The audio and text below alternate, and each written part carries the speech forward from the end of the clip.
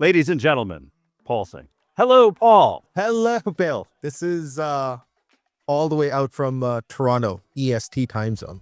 Nice. All right. So what's been happening since we spoke? When did we speak last? When did we speak last? That's a great Was question. it 2 years? No, it can't be that long. Oh my God. Yeah, 1 year ago exactly. It's been a year though. That's crazy, man. That is bananas. Yeah. But to be honest, like, because I've been like watching so much of your content on TikTok, I've been following your LinkedIn stuff. It doesn't feel like it's been so long. No, I'm right around the corner all the time. Yeah. And you're putting out some really, really cool content. I know that we'll get into it. But let's get into all these things that's happened in the last 1 year. Yeah. But this time I'm actually on your podcast. Paul, yeah. So this was the crazy thing. Paul, you were like my first real podcast. Like, come on and talk to me about stuff. And I'm like, I had done like some little stuff before. And I was like, yeah, okay, I'll jump on Paul's podcast. We'll see what's going on. And we had such a good time. I mean, I think the two of us spent more time laughing on the podcast than we did actually talking about anything. It was great, though. I had such a good time. It was Well, you're funny. So, It was fun. It was a lot of fun. Yeah. And so new blue room, which is kind of fun. Nice. I was on a client call the other day. He said, man, your background intimidates me. I just started laughing. He's like, you got the microphone and like all this blue behind you and stuff. He's like, this feels very real. I was like, okay, very good. What were you expecting? A pixelated, like, Yeah, up the nose? I don't know what they're expecting, but yeah, it has. It's been an incredible year. We just crested 168,000 followers, which was pretty cool. Waiting to see how long it'll take to get to 250. 250 is like the next big milestone. We'll see if we can hit 250. That is incredible. It's pretty fun. And you've been like, what do you call it? Like shipping content like a machine. We have been a little crazy with the content creation. Yeah. I want to see if Hermosi's right. Can you really do 400 pieces a week? He throws these numbers out. And I was like, I tasked my team. I was like, all right, first off, hire more people. Secondly, so here's what I did, Paul. I went to the North Pole because the elves are off this time of year. And I was like, look, guys, I need somebody who get factory. Like, I need somebody who understands, like, first we got to fix the wheel on this wagon. It's square. Like, I need those guys. And they help. So the most we did that we sustained was 8 a day. And we did that for a month. 8 net new a day. Holy smokes. And how did that land? And they were all like, it wasn't the chop up stuff either. These were like 8 net new, all new concepts. Right. For 20 consecutive business days.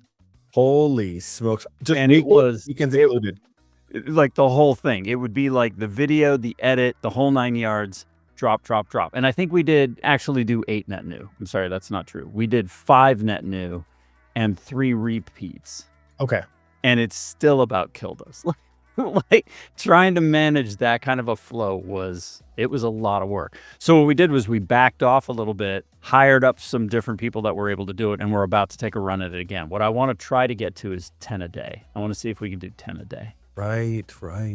You know what? Hold on. So when you started this, was Alex Hermosi the impetus for this, by the way? No. He's the loudest one about, I do, like, he always throws out these ridiculous numbers. It's him and Vaynerchuk. Yeah. And Vaynerchuk's always like, he doesn't actually talk about it anymore, but Hermosi does. Hermosi's like, we put out 400 pieces of content. I'm misquoting him. I can't remember how many pieces, but he throws out these like huge numbers. And he was like, yeah, my team like puts these things together. But he also talks about the efficiency of shorter form edits, right? So like he'll do something and then he'll grab a soundbite, and then he'll just blast it all over the place. So I just wanted to see if we could do it across all channels 8 a day. You really gotta like be dedicated to get that. It's like being in the gym for 8 hours a day. You gotta really want it, man, to be in there for that long. I'm sure. By the way, like, just for context now I know that I think on LinkedIn, I think you have like about 25,000 people that follow you on LinkedIn. Yeah, about that. Then you have TikTok. Is there any other channel that you're like, I'm not even sure. Yeah, so we're on Instagram. and we're on YouTube. I think we're a little over 10,000 on Instagram, which isn't anything to write home about. And YouTube is a pitiful starting spot. Like, we're not even off the block yet. I think you can still hear the echo of the gun from when we just like took off the starting block. You know, we passed 1,000 on YouTube the other day. Long form is a different kind of a thing, so we're trying to get that all dialed in. But we launched an education series that's been selling. That's been really great, helping people who either don't really understand how marketing works or they really want to be able to do it themselves and they don't have the ability to do it with an agency. So we created a full thing, our entire process. We mapped the entire thing out, did an entire workbook, playbook to go through the whole thing, a whole 9 yards. So it has been a really interesting year. So we've got a do it for you, a do it with you, and a do it yourself. Oh my God. And you've totally revamped the website. Yeah, everything about that. And if you go to go.brandbossuniversity.com, you'll see what we're doing with the education side. And so I'm guessing all these leads are coming through TikTok? Pretty much, yeah. Oddly enough, almost everything. We just started marketing ourselves this year.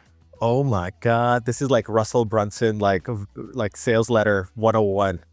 The whole shebang with the freaking test. Like, yeah. Welcome to the funnel. Welcome to my personal funnel. I'm guessing you're using ClickFunnels for this? No, actually, we're not. We're using GoHighLevel and okay. called GoFunnels. Yeah.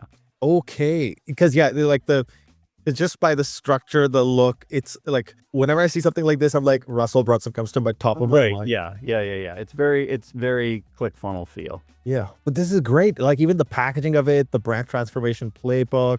So okay, hold on. So now let's take a step back, and I would love to like learn a little bit more about sort of, because you essentially, I know that you have an agency and you work with clients primarily on like really high touch kind of stuff. That's what we talked about last time. And then, so what was the impetus, sort of, how did this even come about, and how long did it take you to like kind of put it together? Which piece? This whole Brand Boss HQ University. I've been wanting to do that we opened Brand Boss 2.5 years ago, and it was a transformation from WMH. So WM Harper was a full service agency that was really kind of struggling because everything in the economy had switched to small business that way, at that time. Like 3 years ago, large scale businesses, you just weren't closing the $250,000, $500,000 pieces of business the same way anymore. Everybody was sort of holding tight at the end of COVID and all the rest of that. And there was such interest in, hey, could you take that big playbook and bring it down to something that was manageable for smaller groups? And we really got excited about that and built the whole Brand Boss concept. And then surprisingly, as that started going along, then there was another group of people that came along behind that and were like, hey, we're students that would like to see your process, or we're agencies. That's the quiet one that nobody wants to talk about. We're agencies that don't do strategy to creative. We are execution of SEO, or we're execution of this or that, and we want to be able to add that to our revenue stream. So we created this basic playbook for everybody to be able to do it, and it's really taken off. It's really been awesome. Oh, that's actually really smart, because all the adjacent people, like depending on the value chain, like what work they do, like this maybe sits at the front of it or behind it, like, so that's a great customer base to have, because like you said, it adds value to whatever they're already doing with their clients. And then the other piece is, I think I wrote a little LinkedIn post today on this topic, is not on this topic, but I was reminded of that a lot of the things that I learned were from like practitioners like yourself early on in my career. So this actually takes your like decades of experience and compresses it into like this course, which is fantastic. Yeah, and we're going to revamp it to make it the 30-day instead of the 60-day. So, I found some ways to streamline it even more, but it still gives people what they need to be able to do it. And unlike something like a story brand, I'm not knocking what Donald and his team have done, but people seem to have a hard time translating that from the stage, from the page to the stage. And in this instance, we added things like elevator pitch, sales arc for their sales team. Like, we really tried to fill all those extra holes so that it wasn't just a marketing thing. It was a business leadership thing. It was a sales tool. It was an elevator pitch. It was a marketing thing. Like, we tried to wrap all of that into this tool. Yeah. I think like somebody net new hearing this, for them to be like, oh my God, this is like 50 things. But I assure you, like once you start going, I'm sure like once you start going through the whole process, you start stacking one thing on top of the other. It starts Yeah, making it's sense. like it starts with the pain point, and then it moves to the target audience evaluation, then it moves to competitor, then it moves to like it takes you through every single piece of it very linearly so you can't get lost. Right. So is it also hosted on GoHighLevel, sorry? No, it's just on our thing right now, but we're about to do a whole distribution launch for it. It's going to be on a number of different learning platforms, and there's going to be all kinds of stuff that Oh, that's sick. Yeah, distribution is like distribution. That's distribution is key. yeah. So now kind of coming back for a hot second, I know that you were saying that you had done the for 20 days. You went like full like balls to the walls. Yeah, And it's now nuts. and now that you're doing it again, I'm sensing, or it sounds like you had some success there. That's why you're repeating it. So, here are the things that you learn, right? Number one is cadence, right? So when you're recording, like all people who are recording stuff, you're excited to get it out there, right? But when you do it the wrong way, it cannibalizes. So something will start taking off, and then you'll launch another one too close, and it cannibalizes the activity in the first one for the second one, and then they wind up fighting. There's like a cadence to releasing. There's a cadence to, length and such. There's also the ability to sort of let something good go. Like I got on the Cracker Barrel thing and it hit 1.2 million views. And that was one where like, as it started going, you back off the accelerator, right? Because you don't want to launch stuff that's going to wind up cannibalizing the engagement that you're getting on one. And there were some great conversations that were happening in there. So, you want to kind of stop and pay attention to what's happening. So it's really like putting the right team together to be able to manage that kind of throughput, because when you've got that happening and then you've got, a long form thing happening, and then you've got LinkedIn engagement happening, and then you've got paid happening, you've kind of got to have the right team in place to be able to manage it all. That's a really good point, that if you kind of have to let it breathe, the piece of content that's actually working, and that actually makes a lot of sense. What the funny thing is, I don't pay attention to anything. I just post whatever I feel like and whatever I feel like. And of course, obviously it shows because, I don't have that kind of engagement or virality and all that stuff. But I've just never cared. But I think I should start paying attention to some of the things that you're saying and start following these things. It's a beast, right? I mean, it's its own thing. And I love how all the big guys are always like, yeah, I post a bajillion things and I do whatever. I'm like, okay, I've done it. And I know that there are like 19 people on the back end of this thing juggling balls like mad, trying to stay ahead of it all. Because, you can't channel manage 5 channels and stay on top of, engagement and come up with scripts and edit them and post them in a timely fashion and respond to the things that people are responding to.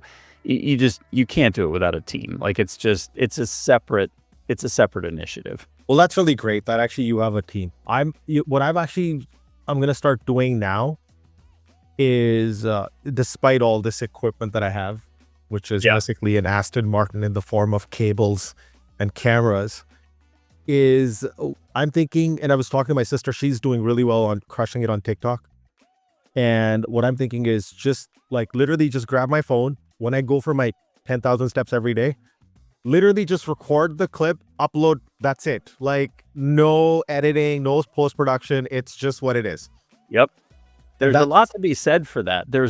There is such a thing as production fatigue, not only in producing it, but also in watching it, and there's something to be said for, I'm sitting in the line at Wendy's, you know what I mean? And like, I'm just having a thought, and I thought I would like, one of the best performing ones I have, I'm sitting at a food court at an airport waiting on a delayed flight. And I was like, I was thinking about this, that, and the other. It's got like 70,000 views. The lighting is horrific.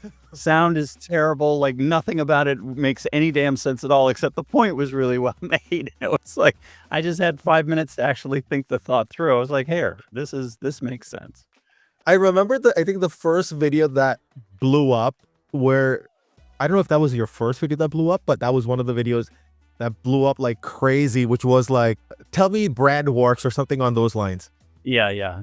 Tell me how, prove to me that a brand. And that literally looked like you were just kind of doing something in the moment. You just put up the camera, started recording, and then hit publish.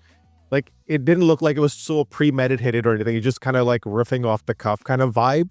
That's pretty much what it was. There was no script. There's no like, no, it's just, I was thinking about this. We should talk about this. Yeah.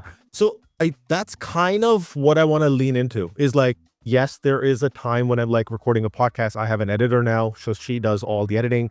And you touched like the point, like watching it back is so painful. Doing it is a lot of fun. And so now that I have an editor, the advantage that I have is, and this is probably in your case as well, is that she goes and edits, like scrubs through the whole thing, puts it together. Then I can just watch it at 3x the speed just to make sure everything looks good. And then I just tell her to upload it. Yeah, it's certainly helpful to do that. So we have a group that does that, but I also edit my own stuff still. So, I'm like, if I'm just riffing on an idea about something, yeah, I'll just edit it myself.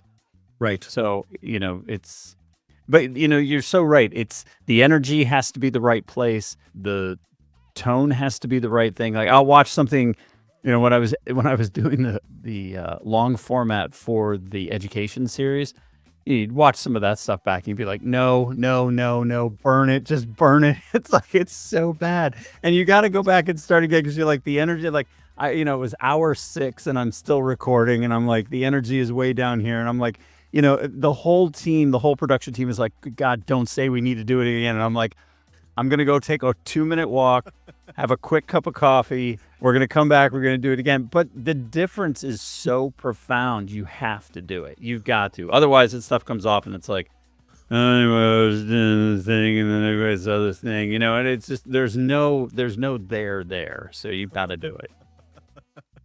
Got to do it. Yeah. I think the way I can achieve like velocity, and I just tried it yesterday for the first time. Like my sister was like, just do this. I'm like, okay, let me just try it. So I went on a walk. I literally recorded like a little bit blurry, but the audio is great with the with the new AirPods. The microphone is freaking insane. It is. It's really good. Yeah. So are the little magnetic lav mics that sit on your shirt. Those things are D&Gs, I think. They're like amazing. Oh, right. They're truly like, you can get a lot out of them. They're really pretty phenomenal. Okay. By the way, if you're watching, please sponsor this podcast. Yes, please follow. Mash that little follow button. Yeah. So my thinking is that to get that volume in, I'm going to just start doing every day when I go out for those 10,000 steps, just push out like 3-4 pieces of content. And then for the little bit more thought out, a little bit scripted or like something it has to go deeper into, I'll probably do those once a week, like on a Saturday, sit down and just record it in one go. That's kind of how I'm thinking about it because I don't, like you said to your point earlier, there is definitely a fatigue because you're recording, editing, rewatching, uploading, tagging. It's like a full-time job. So it is. It's not, in my opinion, it is a full-time job. Like really, it's its own department. You're doing your own thing to make it really work. And I think so many people are like, oh, it's so easy. Like just get your phone up. Nah, it's not. It's not really easy in that respect. I think it is easy for people to generate a following. Don't get me wrong, but it's not easy to be consistent with it. It's not easy to be consistent with it and feel like you're making progress towards being better. If you go back and look at the first videos that I was doing, they were like everybody else's videos. Like you're not sure how to stand. You don't know how loud to be. You're not sure what kind of energy level. You don't really understand. You're kind of like trying to figure it all out. It doesn't make any sense. And you look like a goofball, right? Like, you're just doing your thing. But then along the way, you get a sense of comfort for it. And you're like, okay, well, this is just the way it is. And, I like the lighting a little better if I do it this way. And I think, oh, I could do it that thing. And they're just little incremental things that you add on to it. And you're like, okay. It reminds me of the first time that awkward school dance. And then they lower the lights and then there's like the romantic and everybody's just like looking around like, oh shit. The girls are on that side of the gym. The boys are on that side of the gym. Right. Yeah. Looking at each other. You're going to cross? No. No way. I'm good right here. Yeah, that confidence. And then what would happen is two teachers would start doing the dance, and everybody was like hooting and cheering. Oh my God, Mrs. Mr. McCombs and Mrs. Young, because you always have like these. Anyways, point is, it is pretty awkward, kind of like that school dance. And but yeah, that's kind of what I'm going to be doing. Is I definitely want to build a little bit of an audience. I'm not necessarily even thinking customers necessarily. Well, how many podcasts are you doing now? Because you got a good long run on the podcast scene. I have no schedule, no plan, no like cadence. To your point, I just kind of like when I find something interesting, I'm like, hey, do you want to chat? Like, that's it. And so I love that about podcasts. You know who was on with me the other day? David Syng. He's the nicest guy in the world. Yeah. So he's the guy, you'd probably know him from his hair. He's got like this super, super crazy hair. He used to work over at AOL and Google, and he's like a digital prophet, this guy. Anyway, he's Australian, but he's been working in the US for a number of years. And he's so insightful about having his finger on the pulse of where marketing is going and what's happening. And it was a great conversation. It was one of those where like I almost had to set a timer so I didn't like wear the guy out, having him on for too long. Like I was like, hey, it's been 45 minutes, man. I want to be respectful of your time. But we were just chatting and having a great time. I think you had somebody from Liquid Death, was it? There was no Dollar Shave Club. Dollar Shave Club. Sorry. That's I've bookmarked that. I'm gonna be listening to that this week. Here's the other thing that's so great about podcasts.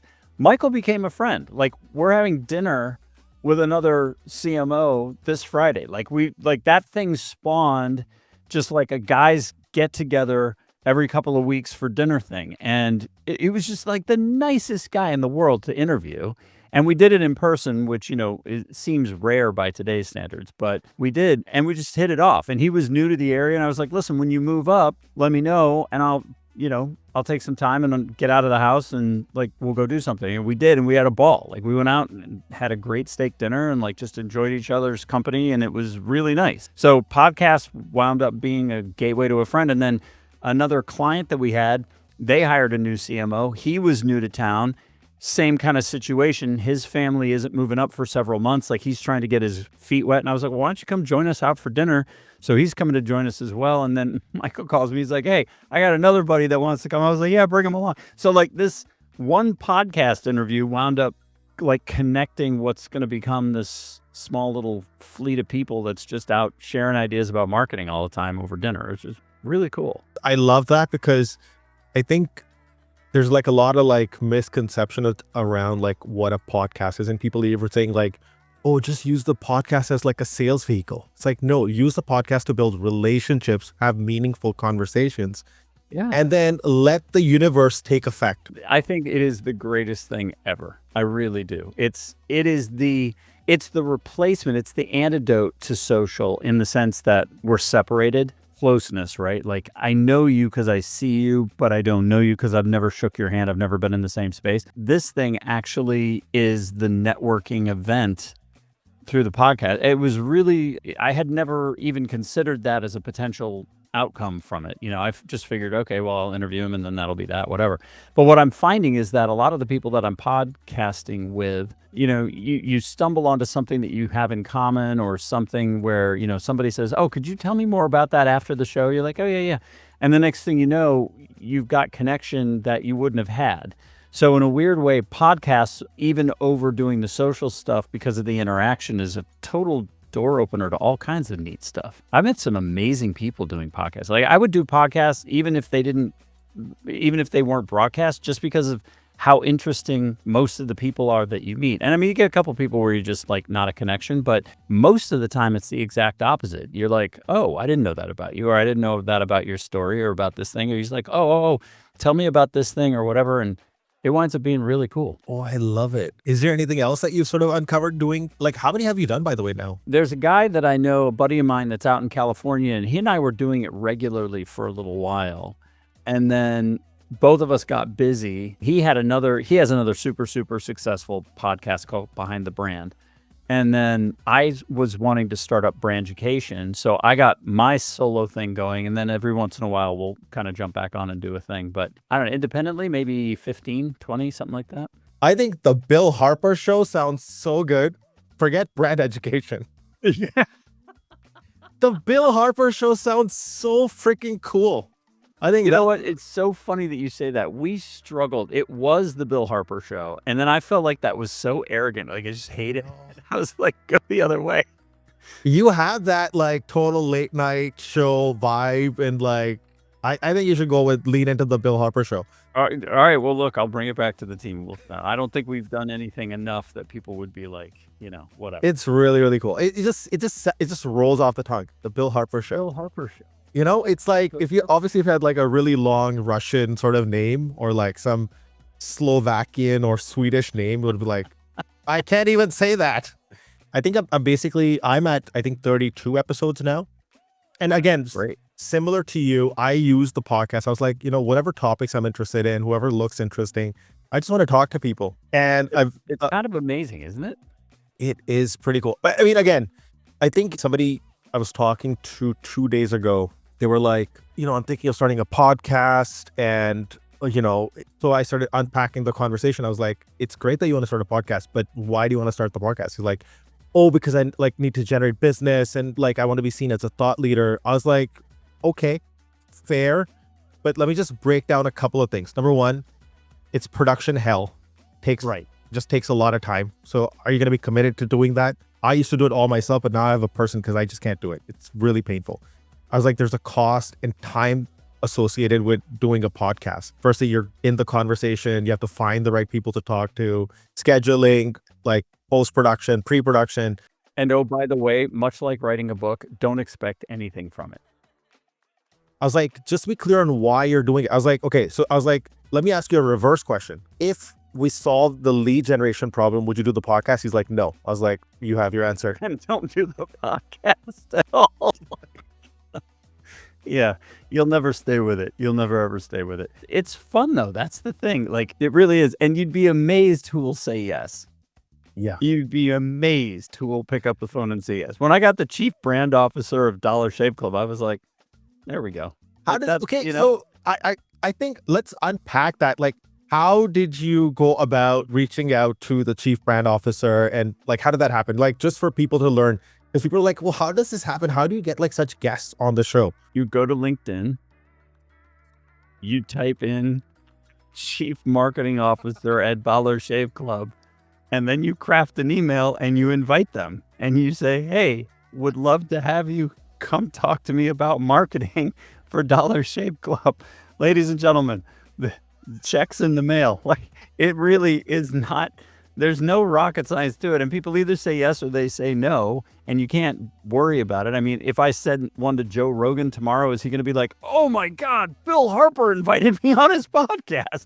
No, that's not going to happen. But that's fine. Joe Rogan's got his own thing. And who knows, maybe I'll be a guest on Joe Rogan's show one day. That would be pretty sick. You could put an award in for me as well. It's like, I know this guy. Yeah. We should think about Talk it. to Paul. Yeah. I think that's also something that I know that some people struggle with, is like, how do I reach out to someone? They're like just paralyzed with anxiety and fear. Like, how do I send out that? Right, so get this. Okay. This is when I realized that, it's just people, right? Like I know like it's easy to say that, but it's so just people. All right. So I was really blown away. Do you remember a couple of years ago when the guys in Italy deconstructed the DNA sequence and rolled it out on a TED Talk? It was like 300 tomes that they basically sequenced the entire human genome, and they like rolled it out on a TED Talk stage, and they were like, we did it. Like this is a human from A to Z. Like, ta-da, there it is. And that is the coolest thing ever. Like we were alive when that happened. That's history in the making. That's really amazing. So I got on LinkedIn, I looked him up, and I sent him a message, and I was like, hey, that was breathtaking. Like, how exciting was that to be a part of that? And to my complete and total amazement, he answered with a very thoughtful, like 5-6 paragraph thing where he's like, hey man, thanks so much. I really appreciate it. Yeah, it was amazing. We like did this thing and then that thing happened and it was awesome. And I was like, wow. So about a week later, I'm reading this book. And I got to a place where I saw a novel concept, something I had never seen before, which is very rare in a book anymore. And I saw that the woman that wrote it had gone to Northwestern, which was like 5 blocks from my house when I was a kid. So right there in the coffee shop, put the book down, looked her up, sent her a message, and was just like, hey, really enjoying the book. I'm on page 48. You said this concept. Like, I loved that. She answered me in a half hour. She was like, oh, hey, thanks. I'm between classes or whatever she was doing. She was like, thanks so much. I really appreciate that you were reading the book, whatever. I think people are way more afraid to try because they think some kind of bad outcome is going to happen, but they shouldn't be. Most people are really genuinely good folks. And, if you are genuinely interested, like I didn't have an objective or anything. I wasn't trying to get them to do something for me or give me anything. I was just genuinely saying I appreciated what they did. I thought it was really cool. By the way, what were you doing with a book in a coffee shop like a psychopath? Just traveling. Like an hour to wait for a taxi or something. I'm like, I gotta burn some time, man. Sitting down with a book. I haven't seen that in a while. Yeah, it's good stuff. Yeah, that's really, really cool. I think the takeaway, for if anybody's like, be thoughtful. Don't try to be salesy. Just be honest, authentic version of like what you observe, what you like. Share that, and don't expect anything in return. And I would highly recommend anybody who's thinking of doing a podcast, only do it if you're gonna stick it out for the long run and expect nothing from it. Yeah, that's the only way. If you think anything is gonna happen, it's like saying, "Hey, we're going on a trip today. Hope we don't get a flat tire." Like, like you can't tempt fate that way. You just have to say, I'm going anyway. Let's just go. Yeah, for sure. Paul, I have another thing I got to jump to here at the bottom of the hour, but I so appreciate you finding some time to jump on with me, man. This is awesome. We should pick this conversation up again and do this as like a more regular thing. Let's do it. Yeah, I think what I can do also is, I know there's like a whole bunch of really cool stuff been working on. Like, for example, even like the way you're sort of packaging your offer, how you're putting it all together, and you're even creating like, I think what I find to be something that I'm also practicing for myself and kind of what I'm seeing you do and some other really thoughtful people do is like, well, here's this person. I really like what they have to say. I trust they're putting out really good, thoughtful content, not just like stuff to get engagement and stuff. So I trust this person. I want something a little bit more. So you have like a slightly lower ticket offer, and then you can graduate to a bigger ticket offer. Again, that sort of Russell Brunson playbook of like, I forgot his mentor's name. I think that's something we should definitely cover, because a lot of people who've been let go don't know how to productize themselves. I think we can cover that whole topic, soup to nuts, like how to. I think that would be a really good one, because I think right now in particular, with the economy being tight the way that it is, yeah, you're seeing people lean into the gig thing, or they're being laid off for the wrong reasons again, whatever. So we should definitely plan that. And I would love to know like what kind of like projects you're working on and all that stuff. So we can cover some of those things. It'll be fun. That sounds good. And the feedback. Well, thanks so much. It was great seeing you. We'll talk to you again soon. All right, Bill. This was super fun. Like always. Take care. Bye.